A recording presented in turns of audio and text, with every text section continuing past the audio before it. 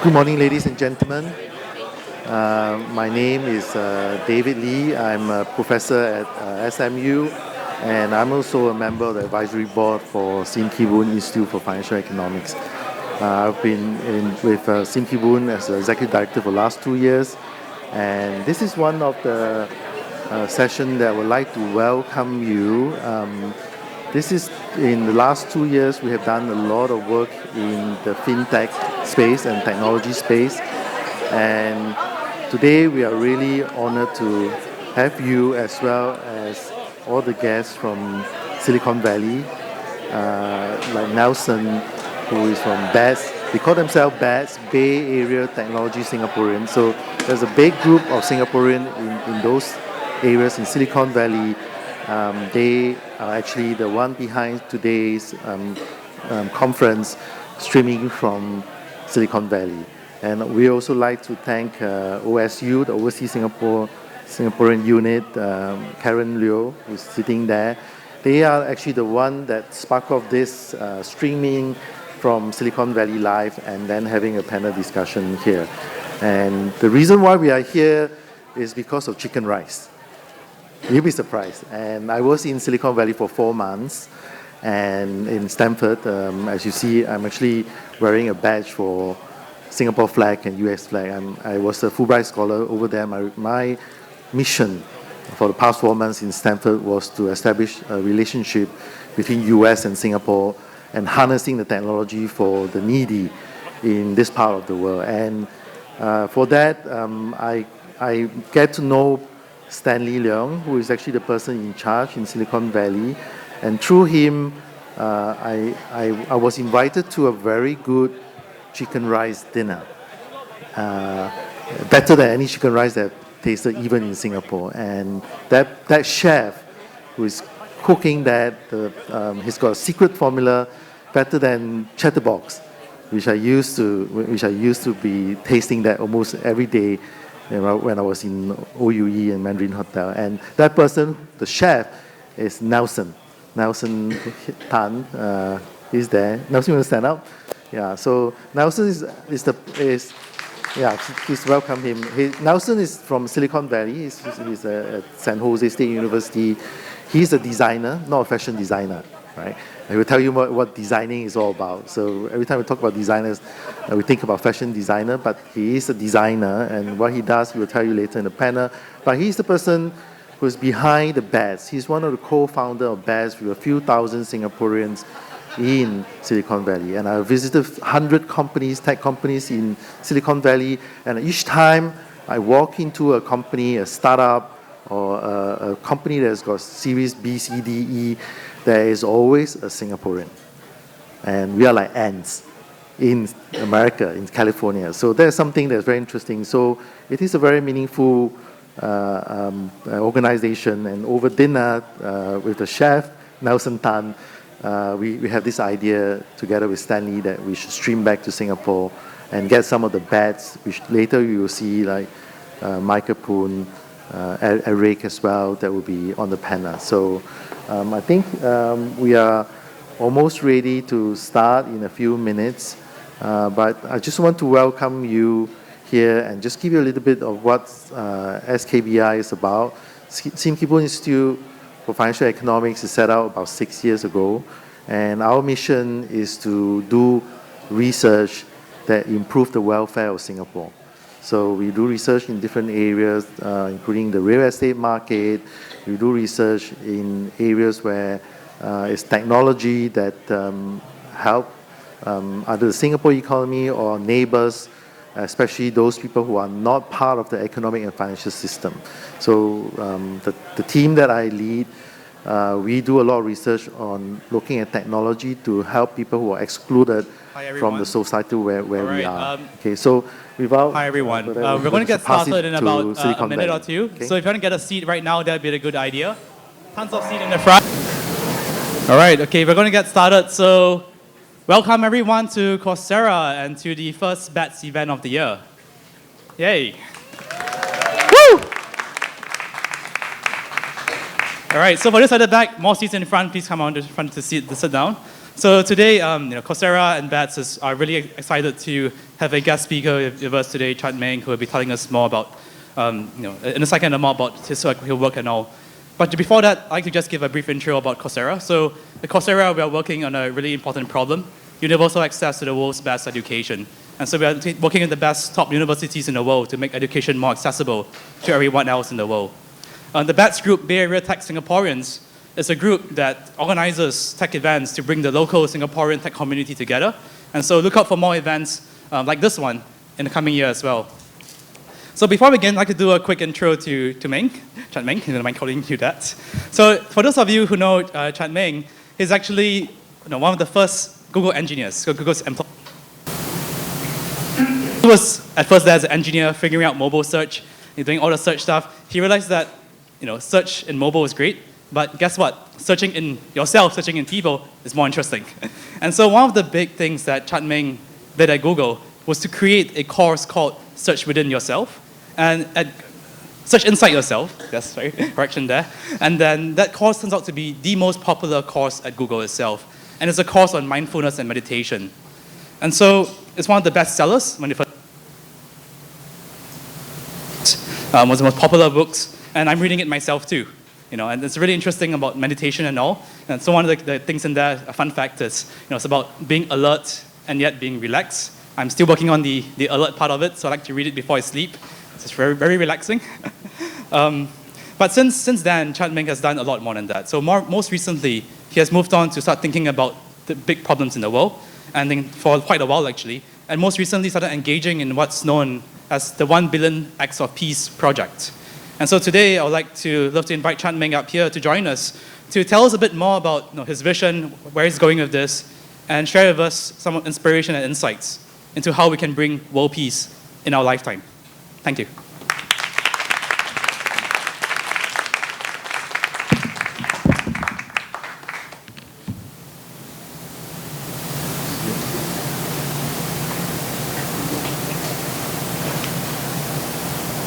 Thank you. I guess I need to do this, right? Okay, how about now? So, good evening. Thank you all for coming.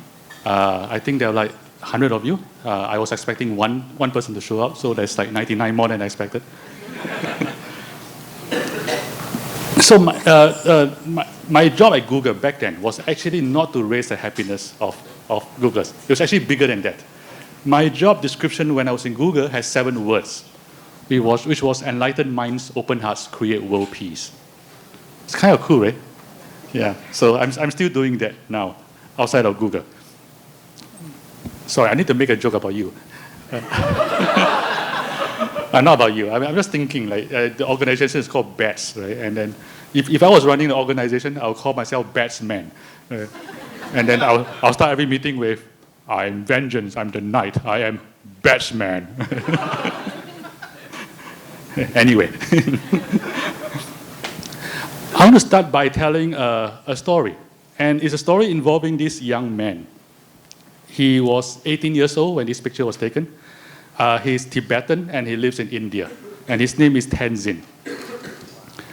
Tenzin, a couple of years ago when this was taken, Tenzin was inspired to take action, to do something for his community. And he was going to attempt something quite impossible. So Tenzin, he was inspired by a campaign, which I'm going to talk about, called 1 Billion Acts of Peace. He was inspired to do an act of peace. And he was also personally motivated or encouraged by the Dalai Lama. By the way, for a Tibetan to be the Dalai Lama is, oh my God. So, yeah, so he had that experience. So they are polytheists, so which is why, oh my gods. Maybe it's their Buddhist, so oh my Buddhas. So Tenzin gathered 7 of his friends. So there's 8 of them, 8 Tibetan students, all 18 and under. And they set out to try to solve an impossible problem. They were going to provide clean water to a slum. This slum, 144 households live there, and they have no access to clean water. Because they have no access to clean water, they had sanitation problems, they have disease problems. The local kids, they have to walk very far every day to get water, so the schooling was affected. And the Dalai Lama told the kids, the young people, Tenzin and this group, he said, look, we live in India. We live on the kindness of Indians, so we should give back. And so they decided to give back to a local community, right, which was this slum. Turns out this was a daunting task. The first problem they had to solve is to deal with the Indian bureaucracy. Yes, some people are laughing. The Indians are laughing. Those who had to deal with Indian bureaucracy, you know it's impossible. Even for the adults, it's impossible. So these young people, they got themselves in front of the water commissioner. And they talked to him and so on and so, and they couldn't get anything to move. And finally what happened, the water commissioner himself was so touched that he says, the government can't do anything for you, my department can't do anything for you, but I will help you in my personal capacity. So unofficially, he started helping this project. So they had the water commissioner, and then what? They needed pipes. They needed water containers, they needed pails, they needed taps, and they needed labor. Right? So labor is no problem. Labor, they themselves, eight teenagers dig trenches and lay pipes. Problem is the supplies, the piping, the buckets, everything. Turns out you had to ship them all the way from across India, from southern India. And they have no money. So they have these problems to solve. So what they do, right? So a bunch of white guys will be visiting the Dalai Lama, so they hit them up for money. So they got like $1,000, enough to buy the supplies, or $1,500 or something. Yeah, $1,500. And then they started digging trenches, examining everything. It took them a couple of days. And because of them, because of 8 young people, 144 families now have access to clean water.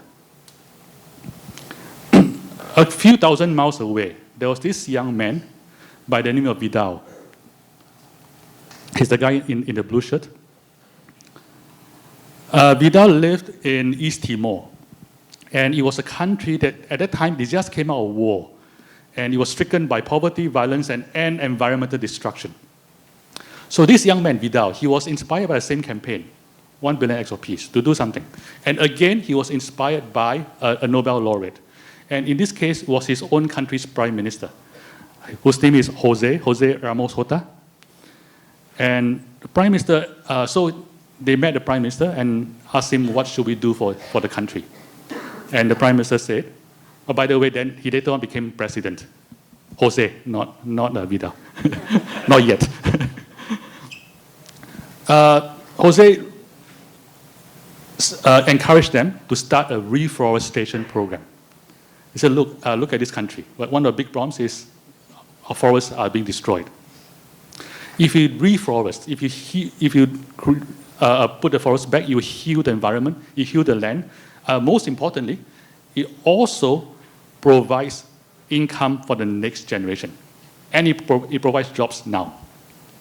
So this young man, Vidal, he decided he's going to solve that problem. He was going to plant 1,000 trees. And of course, he couldn't do it alone, so he gathered a bunch of friends, 20 of his best friends, to plant 1,000 trees. There was one problem. After gathering 20 or 25 of his best friends, he realized they didn't know how to do it. The first problem they encountered was that all of East Timor did not have a nursery. There was no nursery in the country. And therefore, there's no way, how do you get 1,000 saplings in a country with no nursery? He didn't know how to solve the problem. He didn't know who to ask. So one day, Vidal was just walking down the street, and he walked past a house, and the house is very nicely landscaped. And so he thinks to himself, whoever owns this house, he must know something about gardening. So he knocked on the door.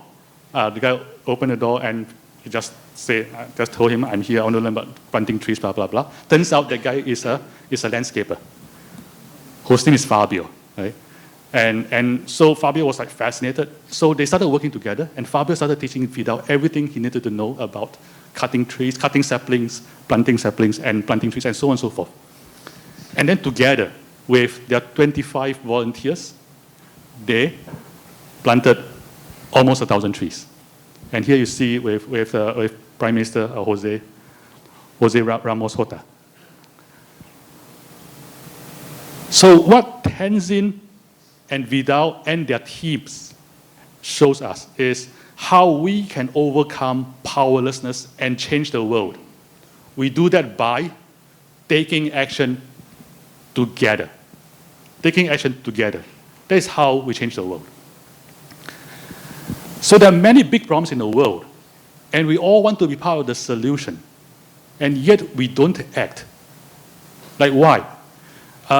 Turns out I think there's a very simple problem, a simple reason, which is as individuals we feel powerless, and understandably so. Right? You look around the world, billions of people are suffering from poverty, starvation. They're under oppression. They have no access to clean water or sanitation, education. The environment is being destroyed. Forests are dying. Polar ice cap is melting, and so on and so forth. But what can I do? Nothing. I'm just one guy, right? And because I'm just one guy, I feel powerless, and because I'm powerless, I don't act. I don't do anything. And I think it's a story for most of us. We don't do anything because we are powerless. So we're trying to solve here, in 1 billion acts of peace, we're trying to solve that problem. We're trying to solve for powerlessness, and thereby, when we solve that, we hope to solve the rest of the world's problems. Because we solve for powerlessness, people will be encouraged to act, and when we all take action, we together can solve the world's problems. And to us, the end of powerlessness is community. Alone, I am powerless. Together, we change the world. Right? Even a small group, even 8 people, can provide water to a village. Right? Even 20 people can reforest a whole hillside. Think of what we can all do together. So that is what we're trying to achieve in 1 billion acts of peace.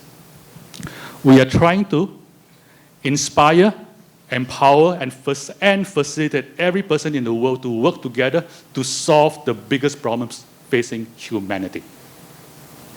That's all. And to do that by ending powerlessness. So this started, 1 billion acts of peace started, the story of the beginning of 1 billion acts of peace is the same as the 2 stories I told you, which was basically a few ordinary people taking action on their own to effect change. And in this case, it was the story of these 2 people, Don and Ivan. They founded something called Peace Jam. And I'm going to let them tell you the story themselves. Okay, let's see. Okay, I'm no longer a practicing engineer, so. It is true, I used to be an engineer, but in my defense, I was young and I needed the money.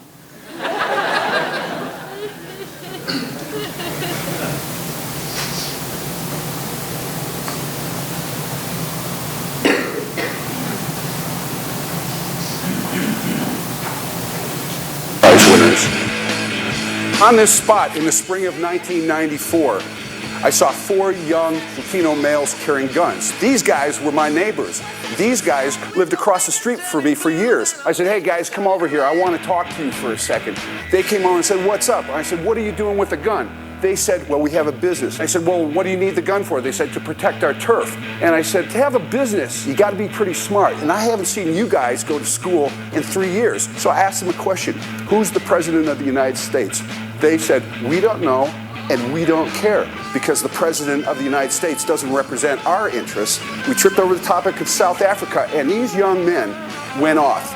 They went, oh yeah, Archbishop Desmond Tutu's this little guy. And he stood up in front of the guns of apartheid. He's so bad, he went to jail. They did everything, and he never carried a gun. And I said, why don't you be a little bit more like Desmond Tutu and not carry a gun?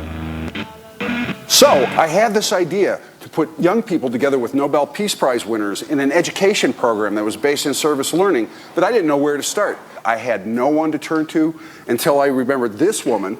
And so I started talking to her about it every day, driving her crazy, saying, Nobel Peace Laureates and youth, Kids and Nobel Peace Prize winners. Kids and Nobel Peace Prize winners. Kids and He would not stop. I probably drove her crazy. And talking. You did. And he just was so excited about the idea that finally I said, well, you know what? Yeah, I'll help. We put the plan together. We contacted the chief of staff for the Dalai Lama, and he said yes. Yes, come to India, meet the Dalai Lama, and present him with your idea. So I had $1.79 in my bank account at the time, being a poor person, and I was going around to my friends saying, hey, could you lend me $10, $20 so I could buy a round-trip ticket to India? Because I have a meeting with the Dalai Lama. And they laughed in my face. Everybody laughed. No one believed we had this meeting, but somehow we were able to convince enough people to lend us the money so that we could fly to India, meet with the Dalai Lama. He loved the idea, and he said, yes, I will do this. And he wanted us also to contact other Nobel Peace Prize winners who are friends of his, so young people could study these other Nobel Peace Prize winners to get a different perspective on the world. So we ended up back here in Denver, Colorado, cold calling Nobel Peace Prize winners. Calling long-distance information in Cape Town, South Africa. Can you hook me up with Archbishop Desmond Tutu? And they said, man, you're crazy. If somebody as flawed and average as us can get a program up and running like this, imagine what you can do.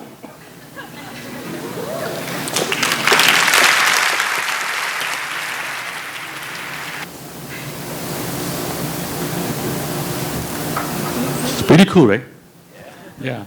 I mean, like two people just, let's take action, let's do this. And not knowing how to do it, just wanting to do it. By this time, Don and Ivan together, each of them, by the way, not together, each of them have been nominated personally 15 times for the Nobel Peace Prize. Wow. So together, they're like the Susan Lucci of the Nobel Peace Prize, right? You can nominate and never win. Yet. Yeah. So Don and Ivan, they founded Peace Jam to connect young people with Nobel Peace Laureates. So far, 13 of them, so that the laureates can inspire young people to use their energy for positive change in the world. And this organization is quite unique. All the board members are Nobel laureates. So Don and Ivan themselves, they are not on the board, even though they founded the organization. And everything they decide is decided by unanimous decision. So in other words, any one of them can veto anything. So it's like 13 people. How do you get 13 people to never disagree? Right? So, well, if you have Nobel Peace Prizes, that's the example you set, right? And you work for them. So I think that is part of the proof, right? The fact that this organization actually works. So that happened, and then in 2006, 10 of the Nobel laureates, these 10, gathered in Denver, Colorado to celebrate the 10th anniversary of Peace Jam Foundation.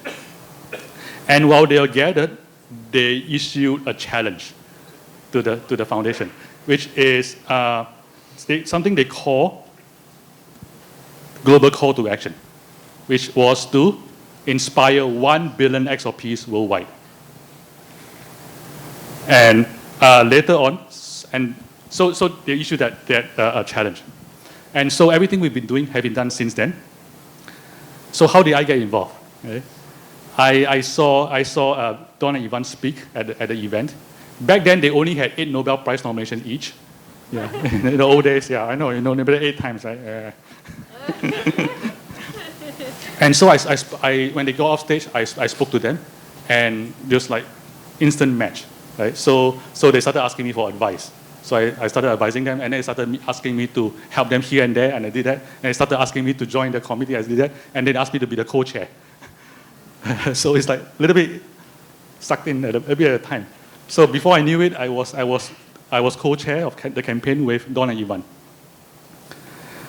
And so one of the first things I told them is Global Call to Action, that name sucks. So I'm live cast to Singapore. I'm not sure I can use the word sucks. Nah, just kidding. I can. I was like, what are you guys trying to achieve? And it's like 1 billion acts of peace. I said, okay, let's rename it 1 billion acts of peace. And they brought it back to the Nobel laureates, and all 13 agreed. And that's a new name. 1 billion acts of peace. The mission is this. It is working together with 13 Nobel laureates to inspire 1 billion acts of peace to tackle the most important problems facing the world. So what are the most important problems facing the world? 10 Nobel laureates had 10 ideas. So these are the 10 areas. Basically, because I'm trying to be lazy, I just collapse them into 3 things: poverty, injustice, and environmental destruction. Solve for these 3. Basically, that covers the 10. So we're trying to do that. And to date, we have this campaign has recorded more than 7 million acts of peace committed by more than 1 million people, including Tenzin and Vidal. And these seven Nobel laureates have nominated us for the Nobel Peace Prize. It's kind of cool. So what is our core strategy? Our core strategy is something we call from tourist to traveler to guide. Now, doing good for the world seems intimidating and daunting for many people. So we encourage people to start small. And we call them tourists, right? Starting small. So what examples of starting small? Well, donate a book, 1 book. Right? Offer 1 meal to a homeless person. Mentor a child, 1 hour.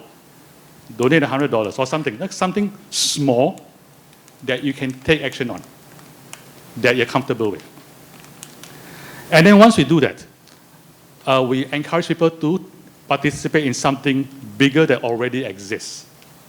So for example, to get some sea legs, right? Quote unquote sea legs. For example, join an effort to fight against child slavery, join an effort to bring clean water to a community, join an effort to plant 1,000 trees.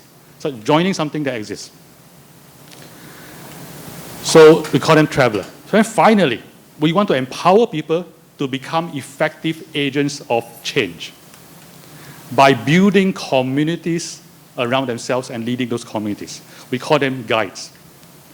To build bridges, to provide access to water, medicine, education, to heal the earth, or to do one of a billion things to save the world. So we want to help people go upstream from this continuum, from tourist to traveler to guide. And in doing that, we hope to inspire and facilitate the arising of millions of guides and millions of communities for action, and thereby change the world. The question is how? And our strategy is basically this: inspire, empower, facilitate. First, we want to help people inspire each other. And for us, it begins with our Nobel laureates, who are personally committed to this campaign. And they show up for all events, and they make our major decisions. And the thing about our Nobel laureates is that they are all ordinary people, or rather, they all started as ordinary people just trying to do something to change the world. That's all. Let me give you an example. These 2 people. How many of you recognize them, by the way? Yeah, I know, right? You win a Nobel Peace Prize, but after a few years, people forget you. Oh. So their names are Myreed and Betty. Betty is the lady on the left. Myreed is on the right. So they were from Northern Ireland during the Civil War. So Myreed, I think if I remember correctly, she was a secretary, and Betty was a receptionist. Myreed, she has a sister, and 3 of her sons, the sister's children, were killed during the war. And that spurred her to do something. And in that same event, Betty was there. She drove past and she saw it happen. So she wanted to do something. So they both independently started doing stuff. And so Myreed started gathering people around her, Protestants and Catholics, to do something. And Betty started organizing a march. So she had, the march I think was 200 people. It was fairly small. And Myreed went to the march, and they became instant friends. And that movement became bigger and bigger. And eventually they became a force for peace that led to peace in Northern Ireland. And for that, they were awarded the Nobel Peace Prize in 1976, I think. So if you look at the end of the story, it's like, oh my God, these 2 women, they did so much, they won the Nobel Peace Prize. It's a Nobel Prize worthy work. And they look at the beginning, it is a receptionist and a secretary. They're not like powerful CEOs, they're not like billionaires, they're just ordinary people taking action to do something good for others. And they just became big. So, anybody can do this. So, Myreed and Betty, they are like, to me, they're inspiring heroines. At the same time, they are also just ordinary people. And we find that this heroism is everywhere. Like at the beginning of the talk, I already gave 2 examples. Tenzin and his 8 friends and 7 friends, and Vidal and his 25 friends. And these heroes, they're everywhere. All you have to do is take action. So these stories, we hope, will help inspire everybody. And we're hoping to help everybody inspire each other. So not just the Nobel laureates, not say, oh, those special people, but all of us inspire each other with our goodness. But inspiration is necessary but insufficient.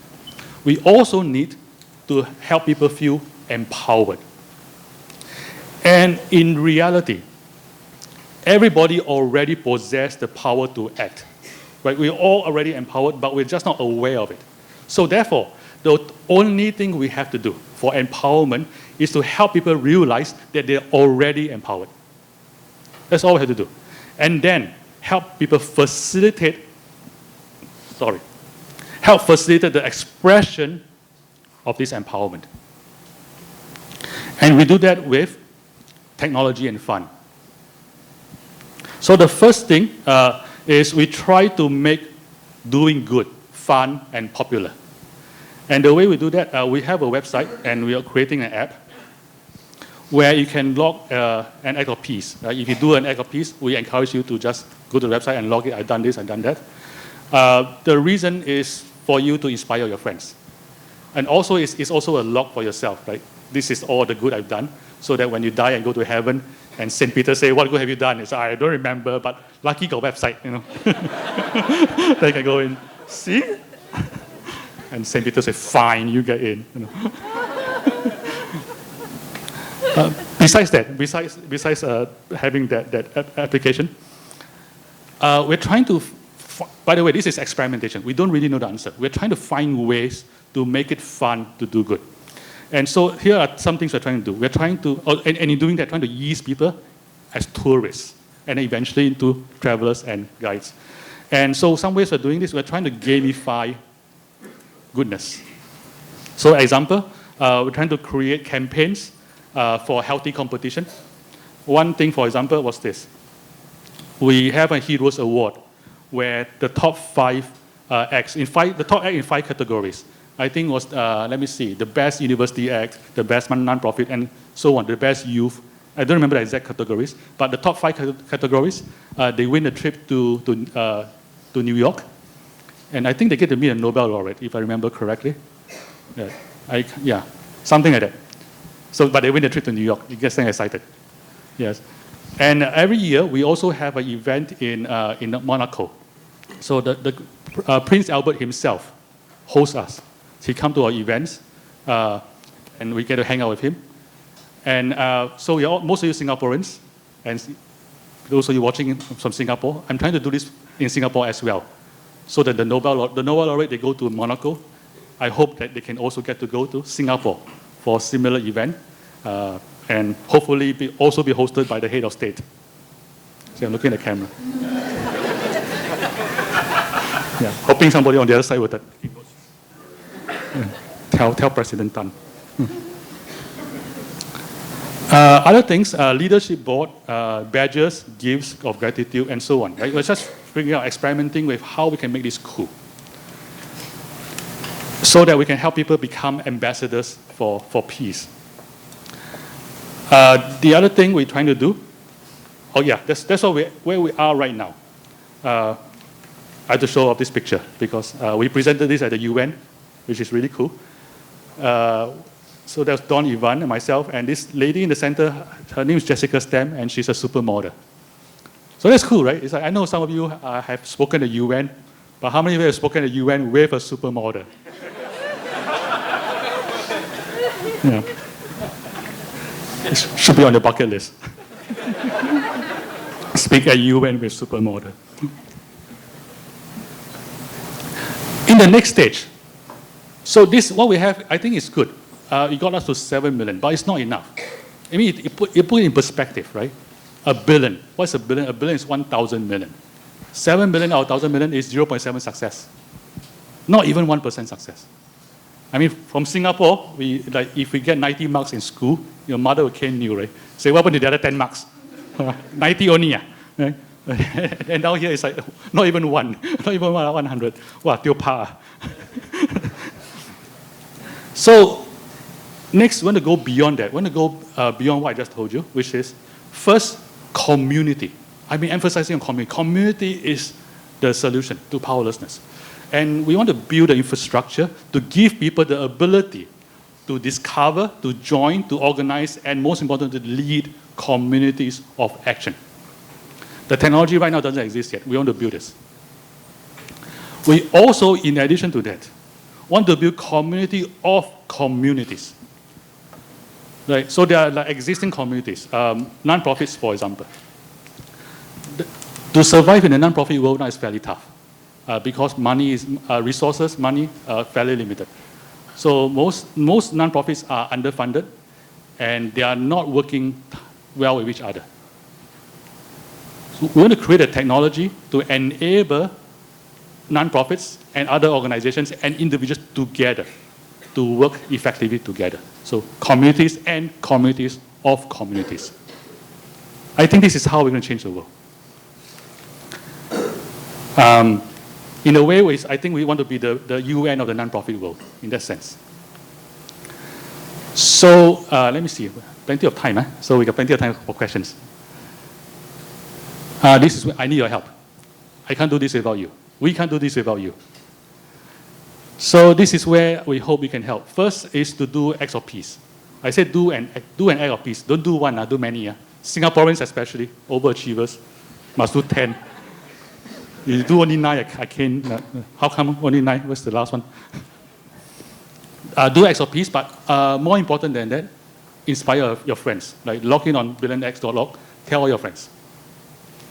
And where else I also need your help? I need your support. We need to build a technology, and so I'm going to ask for your support to donate to this crowdsourcing fund website, billionx.org/crowdfunding, and we're trying to raise $1 million.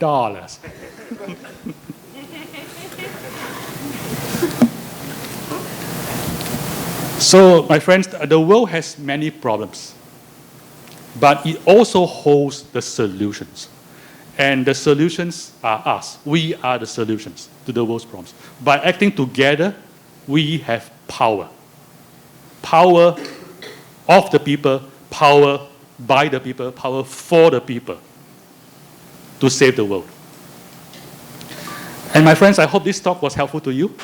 And I'd like to invite all of you, and all of you watching in Singapore and everywhere else, I'd like to invite all of you to join us, to join our 13 Nobel Peace Laureates, to join the millions of us at 1 billion acts of peace, together to end powerlessness, and in doing that, to change the world. Thank you.